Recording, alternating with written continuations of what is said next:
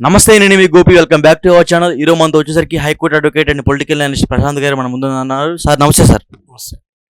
Sir, Telugu ఇండస్ట్రీలో ఈ మధ్య చాలా హాట్ టాపిక్ అయితే చాలా అంటే ఒకటి పోతే ఇంకోటి వస్తుంది. అదేవిధంగా కెమెరామెన్ చోటాకి నాయుడికి, అదేవిధంగా డైరెక్టర్ హరిశంకర్ గారికి చాలా వాగ్వాదం అయితే జరుగుతుందంట. అసలు ఆ వాగ్వాదం ఏంటి? అతను బహిరంగంగా ఒక లేఖ కూడా రాశారు హరిశంకర్ గారు. అసలు ఆ లేఖ ఏంటి? అంటే ఇప్పుడు సినిమా ఇండస్ట్రీలో ఇలాంటివి సహజంగా మనస్పర్ధలు రావడం జరుగుతుంటాయి. అంటే ఎక్కువ ఏంటంటే హీరోయిన్స్‌కును, డైరెక్టర్స్‌కి వేరే ఆర్టిస్టులకు మధ్యలో వస్తున్నాయి. కానీ ఇప్పుడు ఇది ట్రెండ్‌కు భిన్నంగా ఒక డైరెక్టర్‌కును, ఒక కెమెరామ్యాన్‌కి మధ్యలో ఒక వివాదాస్పదమైన ఒక అంశం బయటకొచ్చింది. హరీష్ శంకర్ గారు మంచి క్రియేటివ్ డైరెక్టర్. చాలా సినిమాలు చేశారు. అదే 'చోటా కే నాయుడు' గారు, ఆయన కూడా మంచి క్రియేటివ్ కెమెరామెన్. 'శ్యామ్ కే నాయుడు' వాళ్ళ బ్రదర్ ఆయన. ఇప్పుడు శంకర్ గారు కూడా మంచి క్రియేటివ్ డైరెక్టర్. అయితే ఇక్కడ వాళ్ళిద్దరు కలిసి ఇప్పుడు సినిమాకి ఇద్దరండి మెయిన్. మెయిన్ ఇద్దరు 2 important departments, direction and camera. అసలు డైరెక్టర్ గారు డైరెక్షన్ డిపార్ట్మెంట్‌లో ఒక డైరెక్టరు సినిమాని ఏ విధంగా పిక్చరైజ్ చేయాలి, ఏ విధంగా ప్రజెంట్ చేయాలి, తెరపైన చూపెట్టాలనే ఆలోచనకి ఒక దృశ్య రూపం ఇచ్చేదే కెమెరామెన్ గారు. కానీ వాళ్ళిద్దరి మధ్యలో మంచి కోఆర్డినేషన్ ఉండాలి. మంచి ఒక అవగాహన ఉండాలి. ఒక సీను ఆయన ఎక్స్‌ప్లెయిన్ చేస్తే దాన్ని ఏ విధంగా ఏ షాట్స్‌లో తీయాలి, ఏ యాంగిల్‌లో తీయాలి, ఎట్లా టెక్నికల్‌గా ఏ విధంగా చూపెట్టాలనేది కెమెరామెన్ పనితనం మీద ఉంటుంది. Cinematography plays vital important role director. ఇప్పుడు పర్సనల్‌గా మన తెలుగు ఇండస్ట్రీకి సంబంధించి శంకర్ గారికిను, చోటా కే నాయుడు గారికి వివాదాలు ఇట్లా మనస్పర్ధలు వచ్చి జరుగుతున్నాయి.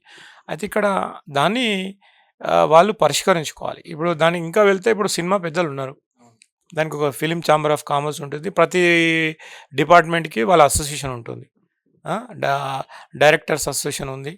ఈవెన్ ఈ సినిమాటోగ్రాఫర్స్ వాళ్ళ అసోసియేషన్ ఉంది. దాన్ని వాళ్ళు పరిష్కరించుకొని దానికి పెద్దగా వివాదాస్పదం రాకుండా, మనస్పర్ధలు రాకుండా చూసుకోవాలి. అయితే వాళ్ళకి ఇచ్చే అడ్వైస్ ఏందంటే వీళ్ళందరూ క్రియేటివ్ డిపార్ట్మెంట్. ఇప్పుడు ఈ సినిమాలనేవి ప్రజల జీవితంలో ఒక భాగం అయిపోయినాయి. ఎవరో ఒకరు ఎంత పెద్ద వ్యక్తి అయినా, పొలిటీషియన్ అయినా, సామాన్యుడైనా ఈ సినిమాలు, అందులో ఉన్న పాటలు వినకుండా, చూడకుండా, వాటి గురించి మాట్లాడుకోకుండా జీవించే పరిస్థితి లేదు. అయితే ఈ క్రియేటివిటీ వాళ్ళేందంటే ఈ క్రియేటివ్ డిపార్ట్మెంట్ కాబట్టి వాళ్ళు ఇలా చేసుకోవడం వల్ల ప్రేక్షకులు ఇబ్బంది పడతారు, బాధపడుతుంటారు. కాబట్టి ఇలాంటి సమస్యల్ని ఒక కుటుంబ సమస్యగా లోపలలోనే పరిష్కరించుకోవాల్సిందిగా నా మిత్రుల ఇద్దరికి. అంటే ఆయన బహిరంగంగా లేఖ రాశారు. మీడియాకి కూడా ఒక అంటే ఒక చిన్న క్లూ ఇచ్చినట్టే కదా సార్. వాళ్ళిద్దరికి చాలా గొడవ ఉందని మీడియాకి కూడా చిన్న క్లూ ఇచ్చినట్టే కదా. మరీ అంత బహిర్గతంగా ఇట్లా గొడవ ఆడుకుంటున్నారంటే ఏదో పెద్ద గొడవలు జరిగి ఉంటాయి. అసలు ఏంటి గొడవలు? అంటే మెయిన్‌గా ఏంటంటే సార్ ఇప్పుడు దీనికి సినిమాలో ఉన్న 26 డిపార్ట్మెంట్లు, 28 డిపార్ట్మెంట్లకు సంబంధించిన అంశం ఇది. ఇప్పుడు కెమెరామ్యాన్ కంటే దానికి సంబంధించి అన్ని డిపార్ట్మెంట్స్‌కి పరిచయం. డైరెక్షన్ డిపార్ట్మెంట్‌కి అన్ని డిపార్ట్మెంట్స్‌తోని కోఆర్డినేషన్స్ అవసరం ఉంటది. అయితే దానికి మళ్ళీ బిజినెస్ పాయింట్ ఆఫ్ వ్యూలా ఇప్పుడు కూడా ఒక డైరెక్టర్స్‌కి మంచి రెమ్యునరేషన్ ఉంది. కెమెరామెన్స్ కూడా ఈక్వల్ రెమ్యునరేషన్ ఉంది. ఆల్మోస్ట్ హీరోస్‌కున్న రెమ్యునరేషన్ కెమెరామెన్స్ కూడా ఉన్నాయి కొన్ని సందర్భాలలో. ఇప్పుడు నా మిత్రుడు సెంథిల్ కుమార్ గారు ఉండే. నా డిగ్రీ క్లాస్‌మేట్ అతను. ఆయన కూడా మంచి కెమెరామెన్‌గా నా ముందే ఎమర్జ్ అయ్యాను ఆయన. ఆయన చాలా రాజమౌళి గారితో చాలా సినిమాలు చేశారు. ఇప్పుడు రీసెంట్‌గా వాళ్ళ భార్య చనిపోవడం వల్ల ఆయన కొంచెం బాధలో ఉన్నారు. ఆయనకు టాలెంట్‌తోని the cameramen are required in film industry now. సరే డైరెక్టర్స్ కూడా చాలా రిక్వైర్మెంట్ ఉంది. మెయిన్ డైరెక్టర్సే. కానీ ఇక్కడ నేను ఎందుకు ఇది వేరే ఏదేదో పొలిటికల్ ఇష్యూ అయితే ఏదో మాట్లాడుతున్నారు, విమర్శలు చేసుకుంటున్నారు అంటే దాన్ని నేను చేసుకోవచ్చు. వీళ్ళు క్రియేటివ్ వీళ్ళ కళామ తల్లి బిడ్డలు వీళ్ళు. ఈ డైరెక్టర్ కానివ్వండి, కెమెరామెన్ కానివ్వండి. అంటే వీళ్ళిద్దరి మధ్య కొన్ని ఏదో వాళ్ళ చోటా కే నాయుడు కొన్ని డబ్బులు ఇవ్వాలని హరిశంకర్ గారికి అనే ఒక ఆరోపణలు కూడా వస్తున్నాయి. దీని మీద మీరేమంటారు? అంటే ఇప్పుడు ఫైనాన్షియల్ డిస్ప్యూట్స్ ఉంటాయండి చాలామంది మధ్యలో. ఈ ఫైనాన్షియల్ డిస్ప్యూట్స్ లేని రంగమే లేదు. నువ్వు రాజకీయ రంగం చూసుకో, ఇప్పుడు ఏదో అప్పులు దాంట్లో మనీ ట్రాన్సాక్షన్ జరుగుతూనే ఉంటాయి. ఈ సినిమా రంగమే తీసుకో, ఏమైనా చూసుకో, కుటుంబ వ్యవస్థలు కూడా ఉంటాయి. అయితే దాన్ని బయటకు తీసుకొచ్చుకోవద్దు, ఏమైనా ఉంటే పరిష్కరించుకోవాలి, లేదా చట్టపరంగా వెళ్ళాలి అంతే. చట్టపరంగా వెళ్ళి ఇప్పుడు రాజశేఖర్ గారి మీద చెక్ బౌన్స్ కేసు అని జీవిత రాజశేఖర్ గారి మీద వచ్చింది ఒక ఇష్యూ. వాళ్ళు చట్టపరంగా వెళ్ళి దాన్ని పరిష్కరించుకొని దాని చట్టపరంగా లీగల్ ప్రొసీడింగ్ స్టార్ట్ అయిన తర్వాత దాన్ని లోకాలతో ఎక్కడో దాన్ని సెటిల్మెంట్ చేసుకొని దాన్ని క్లోజ్ చేసుకున్నారు. మరి అట్లనే మిత్రులు కూడా వీళ్ళు కూడా దాన్ని ఏమైనా ఉంటే దాన్ని వెళ్ళేసి లీగల్గా చేసుకొని లీగల్గా సెటిల్మెంట్ చేసుకోవాలి. ఎవరికైనా అదే పరిష్కారం అవుతుంది. ఏ డిస్ప్యూట్స్ అయినా నువ్వు you need to settle through the courts. అంటే ఇక్కడ నేను చెప్పాను మళ్ళా పెద్దల మధ్యలో కూర్చొని పరిష్కారం చేసుకోండి అంటే ఆ సమస్య పరిష్కారం కాదు. ఎవరికైనా ఇప్పుడు మనకు ఒక చట్టం అనేది ఉంది, ఒక న్యాయస్థానం ఉంది. దాని త్రూ వెళ్ళేసి సెటిల్మెంట్ చేసుకోవాలి. సెటిల్మెంట్ చేసుకుంటే వాళ్ళు మళ్ళీ దానిపై ఆ ఎంఓయూ రాసుకొని అగ్రిమెంట్స్ ప్రకారం టర్మ్స్ ఆఫ్ కండిషన్స్ అని ఉంటాయి. ఇప్పుడు వాళ్ళకి వచ్చింది ఏదో మనీ దాంట్లో ట్రాన్సాక్షన్ అయినాయి.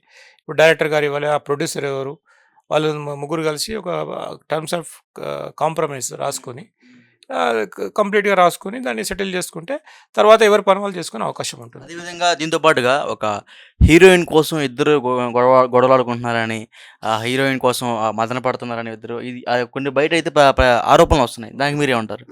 అంటే ఇప్పుడు గోపి ఇవన్నీ కామన్. హీరోయిన్ గురించి ఒక కొట్లాడుతున్నారు, బయట కూడా కాలేజ్ స్టూడెంట్స్ కొట్లాడుతున్నారు అని. ఒక లవ్లో పడ్డాడు ఇద్దరు ముగ్గురు, ఒక బాయ్స్ ఒక అమ్మాయి గురించి. అంటే వాళ్ళు మెచ్యూర్డ్, వాళ్ళు క్రియేటివిటీ ఉన్నది, వాళ్ళకి తెలియాలి, అది వాళ్ళు గ్రహించుకోవాలి. ఇలాంటి చిన్న చిన్న విషయాలు వెళ్తే వాళ్ళ పని పైన ఏకాగ్రత ఎట్లా పెడతారు? ఒక కెమెరామ్యాన్ చేయాలంటే ఎంత ఆయనకి ఏకాగ్రత ఉండాలి, కాన్సన్ట్రేషన్. ఒక డైరెక్టర్ పని చేయాలంటే ఎంత ఏకాగ్రత ఉండాలి, ఎంత చిత్తశుద్ధి ఉండాలి. మనము విశ్వనాథ్ గారిని తీసుకో, ఎంత మంచి క్రియేటివ్ డైరెక్టర్, ఎన్ని కళాఖండాలు ఇచ్చారు. మరి చిరంజీవి గారు ఎంతోమంది కెమెరామ్యాన్స్ పనిచేస్తారు. చాలామంది సీనియర్ ఆర్టిస్టులు ఉన్నారు. వాళ్ళు ఎప్పుడైనా డైరెక్టర్స్ ఉన్నారు, డైరెక్టర్స్కి వీళ్ళ మధ్యలో ఏమైనా డిస్ప్యూట్స్ వచ్చినట్టున్నాయా? లేవు కదండి. మరి తేజ గారు మంచి డైరెక్టరే, ఆయన ఎన్నో చేస్తారు. మరి తేజ గారికి ఒకటి, ఆయన పైన ఒకటి ఉంది, ఆయన డైరెక్టర్ సరిగ్గా చేయకపోతే ఆర్టిస్టులను కొడతారని. అలాంటి అయితే అలా కొట్టినా కూడా దానికి అర్థం ఉందని అక్కడ సర్దుకపోయింది. అలాంటి విషయాలు పెద్ద కాంట్రవర్సీ కాలే కదండి. ఇప్పుడు ట్రెండింగ్ ఇలా జరిగితే ఏంటంటే బోత్ ఆర్ జిద్దుగా పోతారని అనుకుంటున్నా. ఇద్దరు మన సినీ దిగ్గజాలు ఒక చిన్న విషయం మీద జిద్దుకు ఒక కాలేజ్ యూత్ కొట్లాడినట్టు ఒక విషయం మీద కొట్లాడుతారు, కారణాలు తెలుస్తున్నాయి. దాంతో ఏంటంటే ఇండస్ట్రీ డిస్టర్బ్ అయిపోతుంది. ఇప్పుడు అందరు దాని గురించి ఆలోచిస్తారు. వాళ్ళు ఒక మంచి కథలు రాయనాలని ఆలోచించడం మర్చిపోతారు, మంచి ఎలాంటి ఒక క్రియేటివ్ ప్రొడక్ట్ తీయాలని వాళ్ళు మర్చిపోతారు. డిస్టర్బ్ అవుతుంది, మైండ్ డిస్టర్బ్ అవుతుంది. కాబట్టి అలాంటి వాళ్ళు మానుకోవాలని భగవంతుని దగ్గరికి వెళ్ళేసి ఒక్కొక్కరు తప్పులు ఒప్పుకొని అలాంటి భగవంతుని దగ్గర పరిష్కరించుకోవాలి. మంచి ఆలోచన మళ్ళీ ముందుకు రావాలని I wish them all the best. అదేవిధంగా హరిశంకర్ బహిర్గతంగా ఆయనకి వార్నింగ్ ఇస్తున్నట్టు లాస్ట్లో ఎనీ ప్లాట్ఫామ్ ఎనీ ఏరియా ఏదో కొట్టినట్టుగా మాట్లాడుతున్న లాస్ట్లో ఒక 3 లైన్లు తీశారు. దానికి మీరేమంటారు? ఎవరు? హరిశంకర్ గారు చోటాకే నాయుడు చేశారు. చోటాకే నాయుడు గారు అంటే నేను అతన్ని సార్ నాకు అప్పుడు లారెన్స్ గారితో ఒక సినిమా, నాగార్జున గారితో సినిమా చూశాను. ఆయన మంచి క్రియేటివ్. అదే అక్కడ జరుగుతుంటాయండి. ఇప్పుడు దాన్ని పెద్దగా చేసుకోవద్దు. ఎందుకంటే ఎవరికైనా విస్మరించుకోవాలి. లాస్ట్లో స్టేట్మెంట్స్ ఇస్తే ఎవరికైనా పర్సనల్ ఈగోస్కి పోతారు. పర్సనల్ ఈగోస్కి పోదని నేను చెప్పినంత మాత్రాన వాళ్ళు ఏదో ముందు వెళ్ళే అవకాశం లేదు. కాబట్టి దట్ ఈస్ డెఫినెట్లీ వాళ్ళ కెరియర్కి అది ఒక పెద్ద దెబ్బ అవుతుంది. అలాంటి అవకాశాన్ని స్వయంగా వాళ్ళు కూర్చున్న మండని వాళ్ళే నరుక్కునేంత హీనస్థితికి వాళ్ళు వెళ్ళారని నేను భావిస్తున్నాను. Okay sir, thank you sir.